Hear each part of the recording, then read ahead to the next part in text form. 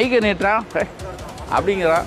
மைக்கை நீட்டின அந்த பத்திரிகையாளரை தாக்குவதற்கு அவர் கையை ஓங்கியிருக்கிறாரு. Joseph Vijay dash dash dash அது மாதிரி 1000 டேஷ் போட்டு அவன் பேசுகிறான். போகிற வர பத்திரிகையாளரை கையை முறுக்கிறது, செல்ஃபோனை வாங்கி பாஸ்வேர்டை ஓப்பன் பண்ணி கேமராவில் இருக்கிற டெலீட் பண்ணுறது. ஒரு 2 மாதம் தான் ஆகியிருக்கிறது.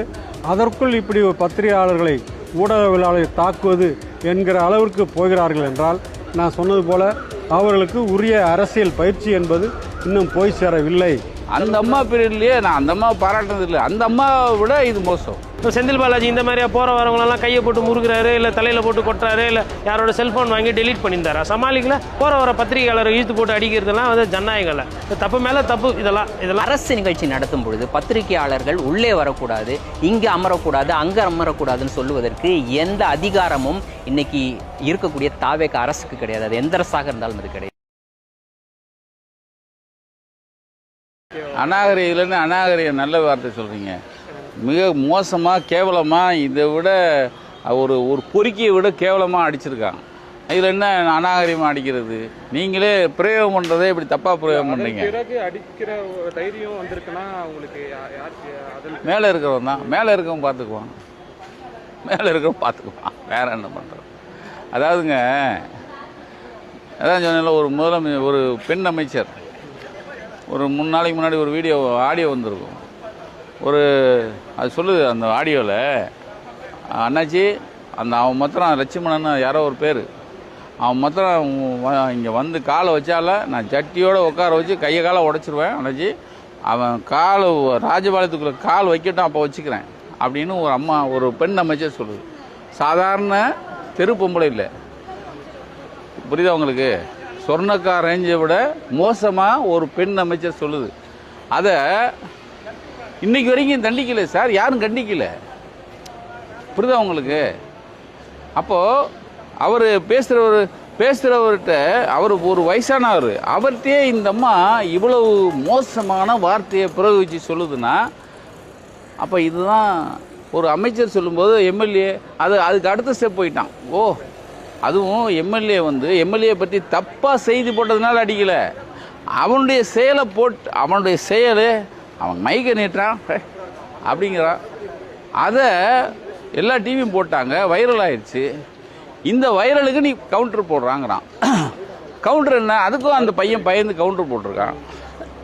அது சரியாக ரீச் ஆகலைங்கிறதுனால டக்குன்னு உடனே நீ 360 போட்டு எனக்கு டேக் பண்ணுங்கிறான். யார்? அவன் பையன், அவன் தம்பி போட்டு. இவன் அது வழக்கலைன்னு ஃபோனை வாங்கிட்டு விஜய் டேஷ் போட்டு Joseph Vijay dash dash dash அது மாதிரி 1000 டேஷ் போட்டு அவன் பேசுகிறான். இதை விட கெட்ட வார்த்தை எவனும் பேச முடியாது. அதுக்கு அடுத்தது என்ன சொல்கிறான்? இல்லைண்ணா சரணாஜி அண்ணாச்சி நான் அப்படி பழக்கலைங்கிறான் அந்த பையன். யார்? சிவா. கொஞ்ச நேரம் கழித்து மறுபடியும் இன்னொரு ஆடியோ வருது. டேய் நீ உடனே 10 நிமிஷத்தில் எம்எல்ஏ ஆஃபீஸ் வா. அவன் சொன்னான், அண்ணாச்சி நான் இன்னொரு ஈவெண்ட்டில் இருக்கேன், பேசிட்டு இருக்கேன், உனக்கு ஈவெண்ட் பண்ணிடுவேங்கிறான். யார்? அவன் தம்பி. இப்போ உனக்கு ஈவெண்ட் பண்ணுறேன்னு சொல்லிட்டு தான் அவன் வீட்டுக்கு போகிறாங்க. எல்லோரும் வீட்டுக்கு போகிறான். அவன் குளிச்சுட்டு இருக்கிறவனை கொண்டு கடையில் வச்சு அடிக்கிறாங்க. இவன் வர வழியில் வாட்ஸ்அப்பில் அவன் ஃப்ரெண்ட்ஸுக்கெலாம் சொல்கிறான். அவன் ஃப்ரெண்ட்ஸ் எல்லாம் வராங்க. ஃப்ரெண்ட்ஸ்னால் பத்திரிக்காரங்க, தினகரன் தினமலர்லேருந்து வராங்க. அடிக்கிறத எடுக்கிறாங்க. ஒரு போலீஸ்காரன்னு வந்துடுறான், முனவர் பாஜான்னு ஏதோ ஒரு பேர். அவங்க முன்னாடி அடிக்கிறாங்க. அப்போ இது வீடியோ எடுத்ததுனால இவங்களை அடிக்கிறான். யார்? பத்திரிக்காரங்களாம். இவங்க மறுபடியும் இங்கே திரும்புகிறான். அங்கே அடிச்சுட்டு இங்கே அடிக்கிறான். இங்கே அடித்து ஒருத்தர் மயங்கி விழுகிறாரு, தினகரன்காரரு. விழுந்த பிறகும் அந்த சம்மந்தப்பட்ட அந்த செல் எடுத்ததை டெலிட் பண்ணுறதுக்காக அந்த எஸ்ஐயே ஹெல்ப் பண்ணுறான். எஸ்ஐ எடுத்து இந்த உன் பாஸ்வேர்டை சொல்லு அப்படின்னு சொல்லி எடுத்து இவன் கையில் கொடுத்து அதை டெலிட் பண்ணுங்கிறான். ரெண்டையும் டெலிட் பண்ணி செல்ஃபோனை தூக்கி எறிஞ்சிட்டு போயிட்டே இருக்கான். அது பஜாரு மையப்பகுதியில் இருக்கிறது. மக்கள் வராங்க, பேசுகிறாங்க. மக்கள் இருக்கிற இடத்துல இப்படி அடித்தாங்கன்னா அப்போ ஒரு எம்எல்ஏ யோசிச்சு பாருங்க. அதுவும் அவன் மோசம். அந்த அம்மா பீரியட்லேயே நான் அந்த அம்மாவை பாராட்டினது இல்லை. அந்த அம்மாவை விட இது மோசம். அப்போ இவங்க எல்லாம் ஸ்டேஷனுக்கு போகிறாங்க, கம்ப்ளைண்ட் கொடுக்குறாங்க. கம்ப்ளைண்ட்டை வாங்கலை, நாங்கள் யோசிச்சு சொல்கிறோம், விசாரிக்கிறோங்கிறாரு. யார்? இன்ஸ்பெக்டர் ராமச்சந்திரங்கிறவன். அப்போ இவர் சொல்கிறார், ஏன் உங்கள் எஸ்ஐ முன்னாடி தான் இது நடந்தது அப்படிங்கிறாரு. அப்போ நாங்கள் மேலேருந்து எங்களுக்கு தகவல் வரணும். அப்போ எந்த மேலிடம்? இது வரைக்கும் மேலிடத்துலேருந்து தகவல் வரல. அதுக்கு தான் இந்த போராட்டம். அப்போது பத்திரிகையாளர்களுக்கு பாதுகாப்பு இல்லாத ஒரு ஆட்சி இது. இதோட அப்படியே சரி, நீங்கள் எல்லாரும் பார்க்குற பத்திரிகையாளர் எல்லாருமே அப்பாடா நமக்கு வரல அப்படின்னு போனால் நாளைக்கு அவங்க வீட்டுக்கு வரும். இது ஒரு தேவையில்லாத ஒரு போராட்டத்துக்கு பத்திரிகையாளர் சங்கத்தை பத்திரிகையாளர் மன்றத்தை தாவேக்கா அரசு தள்ளி இருக்குது. இந்த சம்பவம் நடந்து ஒரு 3 நாள் மேலே ஆகிப்போச்சு. அவங்க அவங்களே ஒரு வழக்கு பதியப்பட்டு எம்எல்ஏ மீது இது மாதிரி பண்ணீங்களேன்னு சொல்லி வழக்கு பதியப்பட்டிருந்தாங்கன்னா இந்த போராட்டம் தேவையில்லை. இப்போது எம்எல்ஏ அவர்கள் ஒழுக்கமாக நடந்துக்காத முறையினாலையோ அவரோட சகோதரர் அவங்க கட்சிக்காரங்க ஒரு மாண்பில்லாமல் நடந்ததுனால இன்றைக்கி முதலமைச்சர் விஜய்க்கு இது ஒரு கெட்ட பேர். இப்போ விஜய் அவர்களே கைது செய்யுங்க, விஜய் அவர்களே நடவடிக்கை எடுங்கன்றது தேவையில்லை. ஒரு எம்எல்ஏன்றவர் ஃபஸ்ட்டு அவர் சார்ந்த ஒரு கட்சிக்கு நல்ல பேர் கொண்டு வர்றதுக்கும் அவர் ஓட்டு போட்ட மக்களுக்கு நல்லது செய்யணும். அதுதான் எம்எல்ஏவோட வேலை. போகிற வர பத்திரிகையாளரை கையை முறுக்கிறது, செல்ஃபோனை வாங்கி பாஸ்வேர்டை ஓப்பன் பண்ணி கேமராவில் இருக்கிற டெலீட் பண்ணுறது, இதெல்லாம் கேட்குறதுக்கே ஏதோ தெலுங்கு படம் பார்க்குற மாதிரி இருக்குது.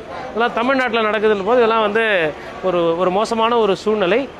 தயவுசெய்து முதலமைச்சர் இந்த விஷயத்தில் தலையிட்டு காவல்துறை அதிகாரிகளுக்கு உத்தரவிட்டு அவர் மீது வழக்கு பதியப்பட்டு இதில் பாதிக்கப்பட்டு ஆஸ்பத்திரியில் அனுமதிக்கப்பட்டிருக்கிறாங்க பத்திரிகையாளர்கள்.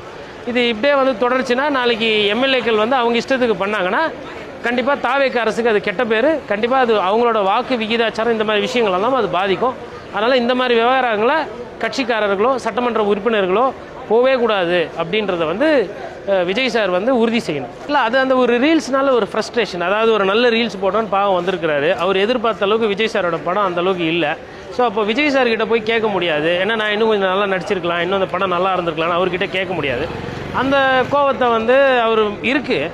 அந்த கோவத்தை போய் இவங்க மைக்கை போட்டு என்ன நினைக்கிறீங்கன்னு அவரால் அந்த ஹேண்டில் பண்ண முடியல. அந்த சூழ்நிலையில் அவர் அது பண்ணுறாரு. அது பிரச்சனை பெருசாகுது, தொலைக்காட்சியிலலாம் வருதுன்னும் போது அதை எப்படி கையாளணும்னு தெரியல.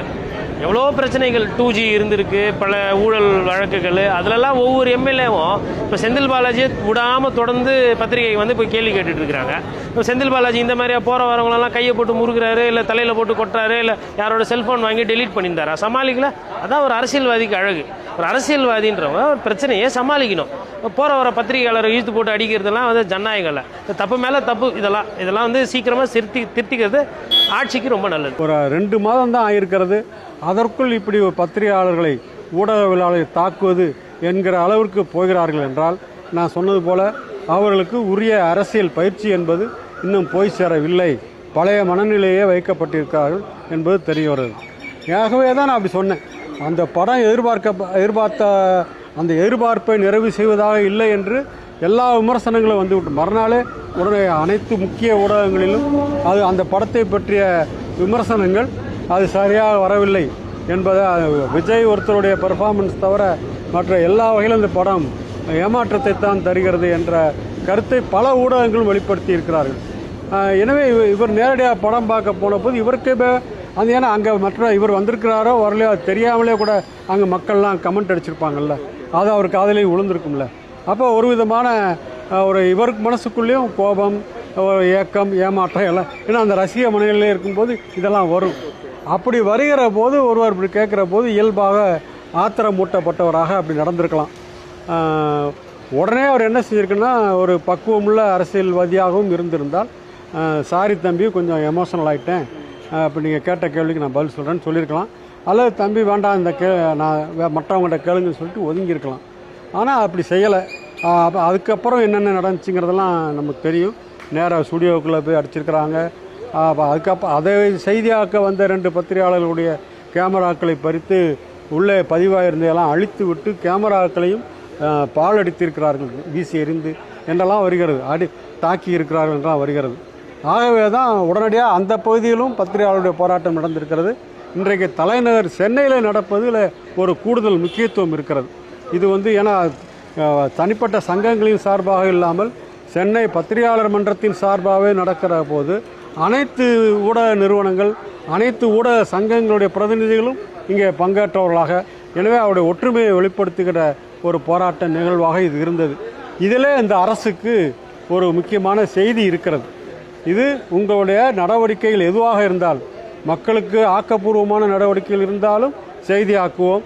அதே நேரத்தில் இப்படிப்பட்ட கருத்து சுதந்திர ஒடுக்குமுறைகள் போன்ற நடவடிக்கைகளில் ஈடுபட்டால் அதையும் செய்தியாக்குவோம் என்கிற அந்த செய்தியை அரசுக்கு இந்த தலைநகரில் நடந்த இந்த போராட்டம் எடுத்து சொல்வதாக நான் எடுத்துக்கொள்கிறேன். எங்கிருந்து இந்த துணிவு வருகிறதுங்கிறது தான் அந்த கேள்வி. இந்த துணிவு எங்கிருந்து வருகிறது என்றால் முதலமைச்சர் வாய் திறப்பதில்லை என்பதிலிருந்து தான் வருகிறது. இத்தனைக்கும் அவர் திரைப்படம் என்கின்ற வெகுமக்கள் கலை ஆகிய அந்த ஊடகத்திலிருந்து வந்தவர் தான். அந்த திரைப்படத்துக்குரிய வலிமை என்னன்னு நமக்கு தெரியும், மக்களை எந்த அளவுக்கு ஈர்க்கக்கூடியதுன்னு. அந்த கலையாகிய அந்த திரைப்பட ஊடகத்திலிருந்து வந்த ஒருவர் ஆனால் இப்போ எந்த ஒரு பிரச்சனையிலும் தன்னுடைய கருத்தை வெளிப்படுத்துவதில்லை. எப்போதாவது தன்னுடைய ட்விட்டரில் ஏதாவது செய்தி போடுறாரே தவிர செய்தியாளர்களை சந்திப்பதே இல்லை. நாம் பார்த்த முதல் முறையாக அவர் செய்தியாளர்களை தவிர்க்கிறார் என்பது எப்போது பளிச்சென்று தெரிந்ததென்றால் தலைநகர் டெல்லிக்கு சென்று பிரதமரை முறைப்படி சந்தித்து விட்டு வருகிற போது செய்தியாளர்கள் பின்னால் சென்று எப்படிப்பட்ட கோரிக்கைகளை வைத்தீர்கள், பிரதமர் அதுக்கு என்ன பதில் சொன்னார் என்று கேட்கிறார்கள்.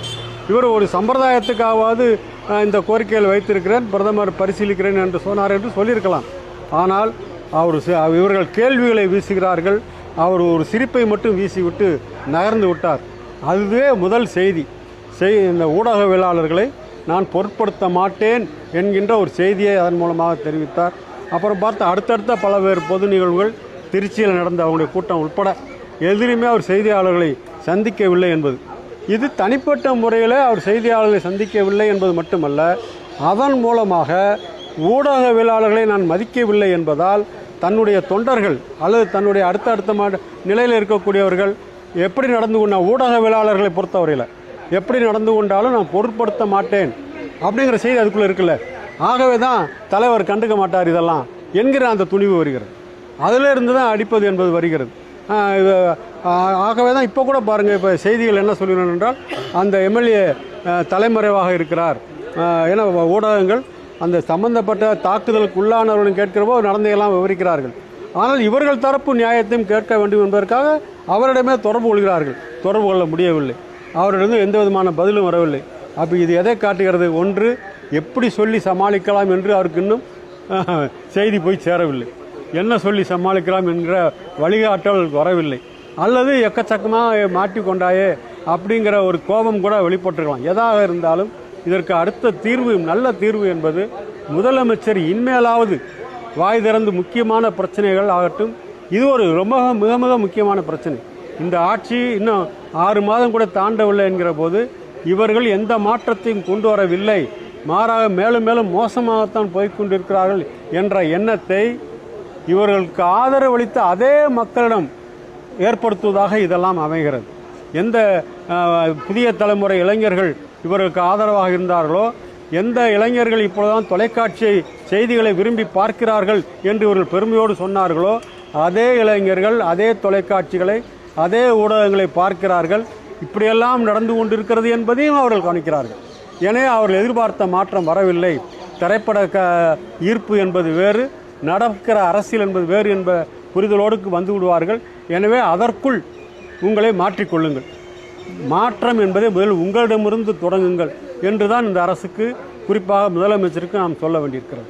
சோளிங்கர் தொகுதியை சேர்ந்த சட்டமன்ற உறுப்பினர் கபில் அவர்கள் பத்திரிகையாளர்கள் மீது நடத்தியிருக்கக்கூடிய அந்த தாக்குதலை கண்டித்து சென்னை பத்திரிகையாளர் மன்றம் சார்பாக இன்னைக்கு அனைத்து பத்திரிகையாளர்களையும் ஒருங்கிணைத்து ஒரு ஆர்ப்பாட்டம் நடத்தப்பட்டது. இந்த ஆர்ப்பாட்டத்தினுடைய நோக்கம் என்பது பத்திரிகையாளர்கள் மீது தாக்குதல் நடத்திய சோளிங்கர் தொகுதி சட்டமன்ற உறுப்பினர் கபில் மீது நடவடிக்கை எடுக்க வேண்டும். கபில் மட்டும் கிடையாமல் அவருடைய சகோதரரும் அவரோடு சேர்ந்த குண்டர் படையினரும் இந்த தாக்குதலை நடத்தியிருக்கிறாங்க. இந்த தாக்குதலினுடைய பின்னணியை பார்க்க போனோம் அப்படின்னா, சமீபத்தில் வெளியான ஜனநாயகன் திரைப்படம், அதை பார்த்துட்டு சட்டமன்ற உறுப்பினர் சோளிங்கர் சட்டமன்ற உறுப்பினர் கபில் வெளியில் வராரு. அப்போது ஒரு சினிமா செய்தியாளர் அவர்கிட்ட மைக்கை நீட்டி படம் எப்படி இருக்குது அப்படின்றத கேட்டிருக்கிறாரு. ஒருவேளை பேசுறதுக்கு விருப்பம் இல்லை அப்படின்னா கபில் அவர்கள் நான் பேச விரும்பலை அப்படின்னு சொல்லிட்டு நகர்ந்து போயிருக்கலாம். ஆனால் அப்படி சொல்லாமல் அப்படி மைக்கை நீட்டின அந்த பத்திரிகையாளரை தாக்குவதற்கு அவர் கையை ஓங்கியிருக்கிறாரு. இந்த செய்தி வெளியே போன உடனேயே அந்த குறிப்பிட்ட பத்திரிகையாளருக்கு எதிராக கபில் ஒரு பகைமையை வளர்த்து கொண்டு அந்த பத்திரிகையாளர் நடத்தக்கூடிய ஒரு ஸ்டூடியோ, ஒரு ஃபோட்டோ ஸ்டூடியோ, அந்த ஸ்டூடியோக்குள்ளே புகுந்து கபில் அவர்களும் அவருடைய சகோதரர் மற்றும் அவரோடு வந்திருந்த குண்டர் எல்லாருமே சேர்ந்து அந்த பத்திரிகையாளரை தாக்குறாங்க, கடைக்குள்ளே புகுந்து தாக்குறாங்க. இதை பார்த்து கொண்டிருந்த மற்ற பத்திரிகையாளர்கள், குறிப்பாக சொல்லணும்னா தினமலரை சேர்ந்த அரங்கநாதன் அவர்களும் அப்புறம் தினமலரை சேர்ந்த கல்யாண சுந்தரம் அப்படின்ற இந்த 2 பத்திரிகையாளர்கள் என்ன பண்ணுறாங்க, செய்தி சேகரிப்பதற்காக ஒரு இடத்துல ஒரு தாக்குதல் நடத்தப்படுதுன்னா என்னென்னு போய் பார்க்க போவாங்களா, அது மாதிரி அவங்க போய் செய்தி சேகரிப்பதற்காக பார்க்க போகிறாங்க. அப்படியாக பார்க்க போனவர்களையும் இவங்க தாக்குறாங்க. அதுக்கு பிறகு அப்போது கிட்டத்தட்ட 3 பத்திரிகையாளர்களை அவங்க வந்து தாக்கியிருக்காங்க. இந்த தாக்குதல் நடந்து கொண்டிருக்கும் பொழுது பக்கத்தில் இருந்த பொதுமக்கள் தான் உள்ளே புகுந்து அந்த பத்திரிகையாளர்களை பாதுகாத்திருக்கிறாங்க. அதற்கு பிறகு தான் அந்த எம்எல்ஏ அங்கேருந்து கிளம்பி போயிருக்கிறாரு. அவரோடு சேர்ந்து வந்தவர்களும் கிளம்பி போயிருக்காங்க.